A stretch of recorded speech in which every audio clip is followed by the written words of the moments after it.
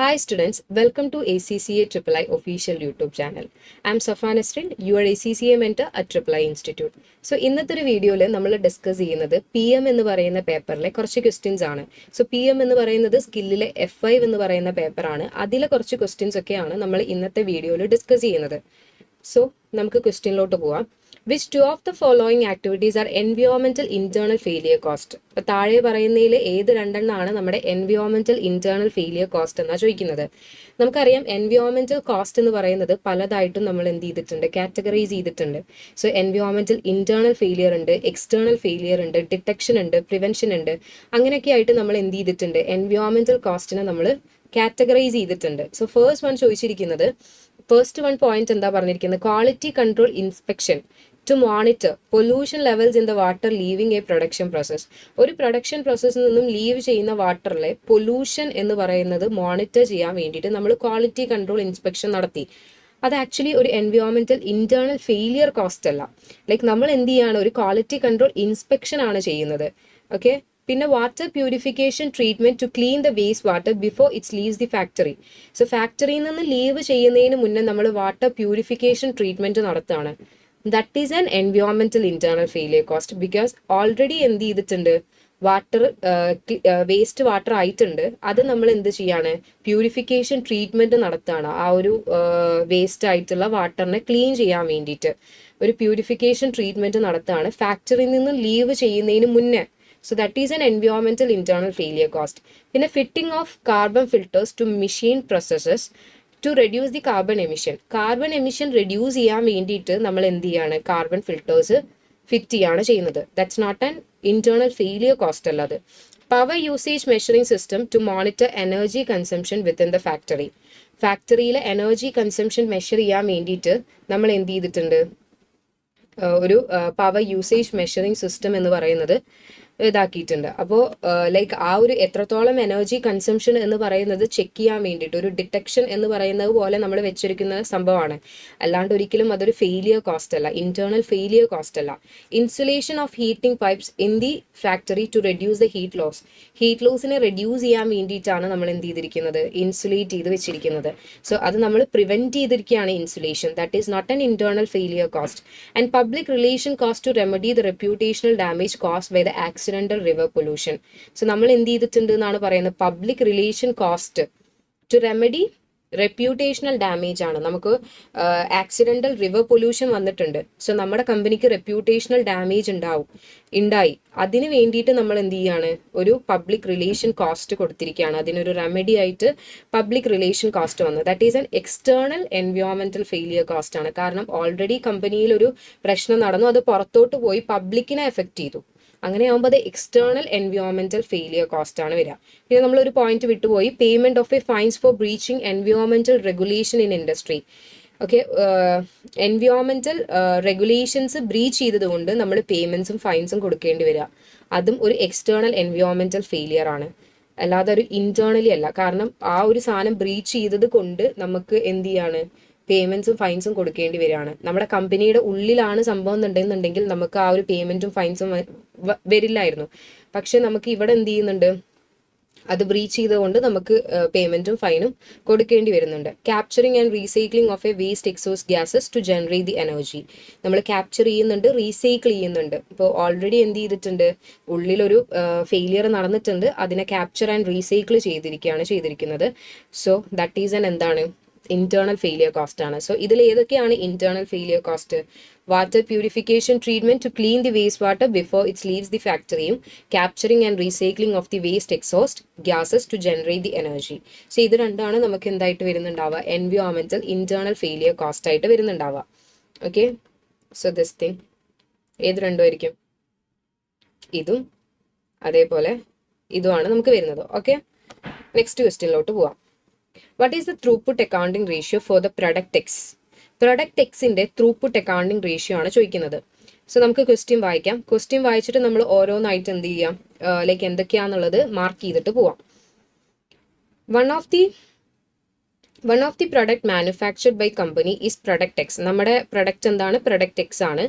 Which sells for 40 per unit ആണ്. So നമ്മുടെ selling price 40 ആണ്. And has a material cost. Material cost എത്രയാണ് വന്നിരിക്കുന്നത്? 10 പെർ യൂണിറ്റ് ആണ് വന്നിരിക്കുന്നത്. Direct labour cost 7 per unit ആണ്. Total direct labour budget for the year is 50,000 hours ആണ് work ചെയ്യുന്നു വിചാരിച്ചത്. ഓഫ് ലേബർ ടൈം ഉണ്ടായിട്ടുള്ളത്. At a cost of 12 per hour ആണ്. ഓരോ മണിക്കൂറിനും നമ്മൾ കൊടുക്കുന്നത് 12 രൂപ, $12 വെച്ചിട്ടാണ്. ആൻഡ് ഫാക്ടറി ഓവർഹെഡ്സ് എത്രയാണ് വന്നിരിക്കുന്നത്? 2,920,000 ആണ് ഫാക്ടറി ഓവർഹെഡ്സ് പെർ ഇയർ വന്നിട്ടുള്ളത്. So the company is considering the introduction of A system of throughput accounting. It has identified that machine time is a bottleneck in production. So അവരെന്താ പറഞ്ഞത്? machine time ആണ് bottleneck എന്ന് പറഞ്ഞിട്ടുണ്ട്. The product X needs 0.01 hours of machine time per unit. ഒരു unit ഉണ്ടാക്കാൻ വേണ്ടിയിട്ട് product X എന്ന് പറയുന്ന ഒരു യൂണിറ്റ് ഉണ്ടാക്കാൻ വേണ്ടിയിട്ട് നമുക്ക് 0.01 ഹവേഴ്സ് ആണ് വേണ്ടത്. And the maximum capacity four mission time is 4,000 hours. So ആ ഒരു മെഷീൻ്റെ മാക്സിമം കപ്പാസിറ്റി, മെഷീൻ ടൈം എന്ന് പറയുന്നത് 4,000 ഹവേഴ്സ് ആണ്. നമ്മളോട് പറഞ്ഞിട്ടുണ്ട് മെഷീൻ ടൈം ആണ് നമ്മുടെ ബോട്ടിൽ നെക്ക്. സോ 4,000 ഹവേഴ്സ് എന്ന് പറയുന്നത് പോരാ എന്നാണ് പറയുന്നത്. അപ്പോൾ 4,000 ഹവേഴ്സ് ആണ് നമ്മുടെ എന്ത് ബോട്ടിൽ നെക്കായിട്ട് വരുന്നുണ്ടാവുക, ടോട്ടൽ ബോട്ടിൽ നെക്ക്. സോ നമ്മളോട് ചോദിച്ചത് ത്രൂപുട്ട് അക്കൗണ്ടിംഗ് റേഷ്യോ ആണ്, TPAR for the product X എന്നാണ് ചോദിച്ചിട്ടുള്ളത്.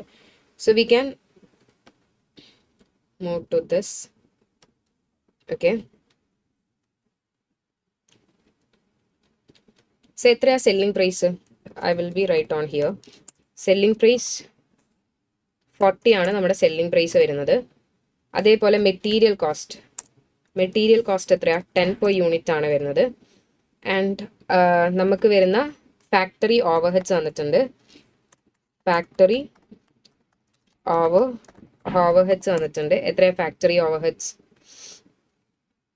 2,29,20,000 ആണ് വന്നിരിക്കുന്നത്. ഓക്കെ, അതിനുശേഷം നമ്മളോട് പറഞ്ഞിട്ടുണ്ട് പ്രൊഡക്റ്റ് എക്സിന് എത്ര മണിക്കൂറാണ് വന്നിരിക്കുന്നത്, ഒരു യൂണിറ്റിന് എത്ര മണിക്കൂറാന്നുള്ളത്. ബോട്ടിൽ നെക്ക് എത്രയാ? ബോട്ടിൽ നെക്ക് നമ്മളോട് പറഞ്ഞത് 4,000 ഹവേഴ്സ് ആണ്. ഓക്കെ, പിന്നെ നമ്മളോട് പറഞ്ഞിട്ടുണ്ട് direct labour budgeted year is 50,000 hours labour time ആണ് at a cost of 12 per hour. So labour cost എത്രയാ? ലേബർ കോസ്റ്റ് 50,000 ഇൻറ്റു 12 ഇതായിരിക്കും ടോട്ടൽ ലേബർ കോസ്റ്റ് വരുന്നുണ്ടാവുക. ആൻഡ് ഓക്കെ, അത്രയാണ് നമുക്ക് തന്നിരിക്കുന്നത്. ഇത് വെച്ചിട്ട് നമ്മൾ എന്ത് ചെയ്യണം? ത്രൂപുട്ട് അക്കൗണ്ടിംഗ് റേഷ്യോ കണ്ടുപിടിക്കണം. സോ TPAR എന്ന് പറയുന്നത് നമ്മൾ എങ്ങനെ കാണുന്നുണ്ടാവുക? TPAR കാണാൻ വേണ്ടിയിട്ട് നമ്മൾ ചെയ്യുന്നത് return per factory hour divided by cost per conversion cost, otherwise conversion cost per factory hour. ഇങ്ങനെയാണ് നമ്മൾ എന്ത് കണ്ടുപിടിക്കുന്നത്? TPAR കാണുന്നത്. അതിൽ റിട്ടേൺ പെർ ഫാക്ടറി ഹവർ എങ്ങനെ കാണാം? റിട്ടേൺ പെർ ഫാക്ടറി ഹവർ കാണുന്നത്, ലുക്ക്, നമുക്ക് എത്രയാ നമ്മുടെ ഇത് വരുന്നത്? ബോട്ടിൽ നെക്ക് വരുന്നത് എത്രയാ? Bottleneck per unit. Return per factory hour എങ്ങനെ കാണുക? Throughput per unit, throughput per യൂണിറ്റും അതേപോലെ എത്രയാണ് നമുക്ക് വരുന്ന ബോട്ടിൽ നെക്ക് പെർ യൂണിറ്റ്. ഇങ്ങനെയാണ് നമ്മൾ എന്ത് ചെയ്യുന്നുണ്ടാവുക? റിട്ടേൺ പെർ ഫാക്ടറി ഹവർ കാണുന്നുണ്ടാവുക. സോ പ്രൊഡക്റ്റ് എക്സിന്റെ ആയതുകൊണ്ട് പ്രൊഡക്റ്റ് എക്സിന് എത്രയാണ് നമ്മുടെ ത്രൂപുട്ട് പെർ യൂണിറ്റ് വരുന്നത്? എങ്ങനെയാ ത്രൂപുട്ട് കാണുന്നുണ്ടാവുക? നമ്മുടെ എത്രയാണോ സെല്ലിംഗ് പ്രൈസ് അതിൽ നിന്ന് മെറ്റീരിയൽ കോസ്റ്റിനെ മൈനസ് ചെയ്യുക.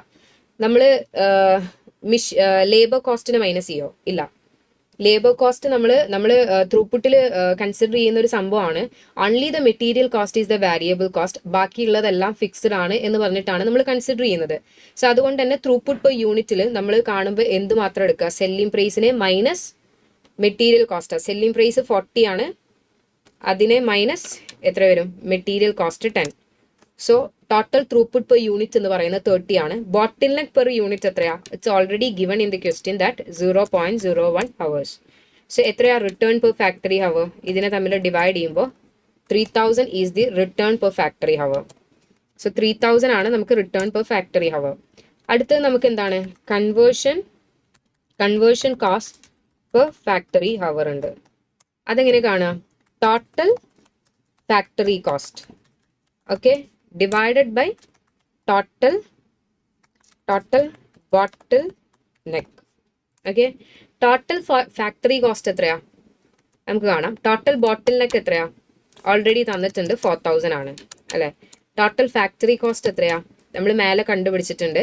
ഫാക്ടറി ഓവർഹെഡ്സ് എന്ന് പറയുന്നത് 20,000 ഫാക്ടറി ലേബർ കോസ്റ്റ് വന്നിട്ടുണ്ട്, അതെത്രയാ?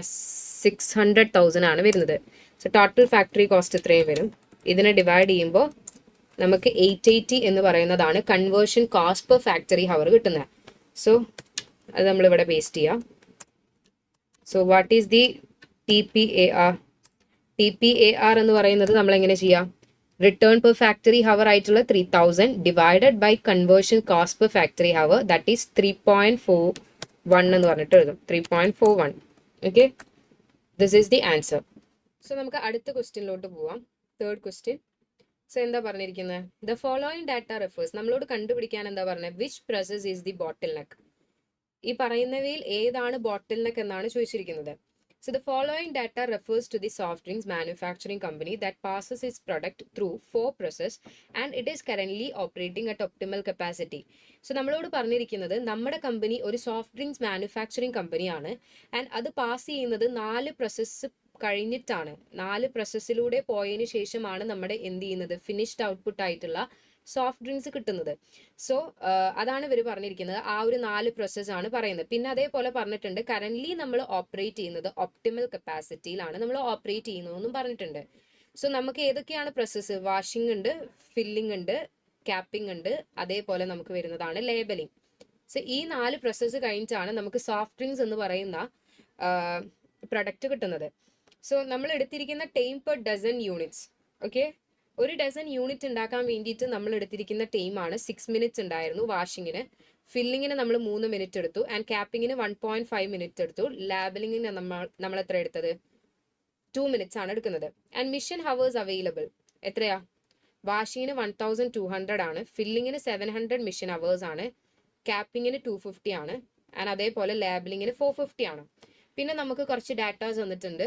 സെല്ലിംഗ് പ്രൈസ് എത്രയാന്നുള്ളതും ഡയറക്റ്റ് മെറ്റീരിയൽ എത്രയാന്നുള്ളതും ഡയറക്റ്റ് ലേബർ എത്രയാണ്, ഫാക്ടറി ഫിക്സ്ഡ് കോസ്റ്റ് എത്രയാന്നുള്ളതൊക്കെ തന്നിട്ടുണ്ട്. സോ നമുക്ക് ബോട്ടിൽ നെക്ക് എത്രയാണെന്നുള്ളത് കണ്ടുപിടിക്കാം, അല്ലെങ്കിൽ എത്രയാന്നുള്ളതല്ല, ഏതാണ് ബോട്ടിൽ നെക്ക് എന്ന് കണ്ടുപിടിക്കാൻ വേണ്ടിയിട്ട് നമ്മൾ ഇതിൽ എത്രത്തോളം യൂണിറ്റ്സ് ആണ് ഉണ്ടാക്കിയിരിക്കുന്നത് എന്നുള്ളത് നോക്കണം.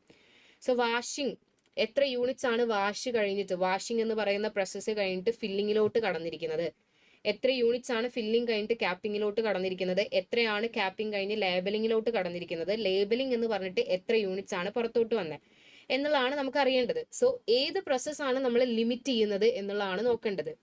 ഓക്കെ, നമ്മൾ വിചാരിച്ചിരിക്കുന്ന ആ ഒരു ഔട്ട്പുട്ട് കിട്ടിയില്ല, അപ്പൊ ഏത് പ്രോസസ്സാണ് നമ്മൾ ആ ഔട്ട്പുട്ട് കിട്ടാതിരിക്കാൻ വേണ്ടിയിട്ട് ലിമിറ്റ് ചെയ്തത് എന്നുള്ളതാണ് നമ്മൾ ഇവിടെ നോക്കുന്നത്. അതാണ് ബോട്ടിൽ നെക്ക് പ്രോസസ് എന്ന് പറഞ്ഞിട്ട് കാറ്റഗറൈസ് ചെയ്യുന്നുണ്ടാവുക. സോ നമുക്കറിയാം 4 പ്രോസസ്സാണ് നമുക്ക് വരുന്നത്. Washing, filling, capping and labelling, ഇങ്ങനെ 4 പ്രോസസ്സാണ് നമുക്ക് വരുന്നത്. സോ നമുക്ക് ഇവിടെ ചെയ്യാൻ പറ്റുന്ന ഒരു സംഭവം യൂണിറ്റ്സ് കണ്ടുപിടിക്കുക. യൂണിറ്റ്സ് കണ്ടുപിടിച്ചിട്ട് ഏതാണ് ഏറ്റവും കുറവ്, ഏതൊരു പ്രോസസ്സിലാണ് നമ്മൾ ഏറ്റവും കുറവ് യൂണിറ്റ്സ് ഉണ്ടാക്കുന്നത്, യൂണിറ്റ് ഓഫ് നമ്മുടെ സോഫ്റ്റ് ഡ്രിങ്ക്സിന്റെ യൂണിറ്റ്സ്, സോഫ്റ്റ് ഡ്രിങ്ക്സ് ഏത് പ്രോസസ്സിലാണ് ഏറ്റവും കുറവ് വരുന്നത് അതിനെയാണ് നമ്മൾ എന്തായിട്ട് കാറ്റഗറൈസ് ചെയ്യുന്നുണ്ടാവുക? ബോട്ടിൽ നെക്കായിട്ട് കാറ്റഗറൈസ് ചെയ്യുന്നുണ്ടാവുക. സോ നോക്കുന്ന സമയത്ത് നമുക്കറിയാം ടോട്ടൽ നമുക്ക് വരുന്ന മിഷൻ അവേഴ്സ് എത്രയാ? 1200 അവൈലബിൾ മിഷൻ അവേഴ്സ്. പക്ഷെ നമുക്ക് ടൈം പെർ ഡസൺ യൂണിറ്റ്സ് എത്രയാ? 6 മിനിറ്റ്സാ. എന്ന് വെച്ച് കഴിഞ്ഞാൽ നമുക്ക് ഇതിനെ മിനിറ്റ്സിന് നമുക്ക് എന്താക്കാം? ഹവേഴ്സിലോട്ട് മാറ്റാം. Okay, time per dozen unit. So നമുക്കറിയാം എങ്ങനെ ഹവേഴ്സിലോട്ട് മാറ്റുക. ഒരു മിനിറ്റ് എന്ന് പറയുന്നത് 1 അവർ എന്ന് പറയുന്നതാണ് നമ്മുടെ 60 മിനിറ്റ്സ്. സോ നമ്മളോട് ചോദിച്ചിരിക്കുന്നത് 6 മിനിറ്റ്സ് എത്രയാ? എത്ര ഹവേഴ്സാ? 6 മിനിറ്റ്സിനെ into 1 hour divided by 60.1 hours. So അങ്ങനെ തന്നെ എല്ലാം ചെയ്യാം. That is 6 divided by 60 and 3 divided by 60, പിന്നെ 1.5 ഡിവൈഡഡ് ബൈ 60 ആൻഡ് ലേബലിങ്ങിൽ 2 ഡിവൈഡഡ് ബൈ 60.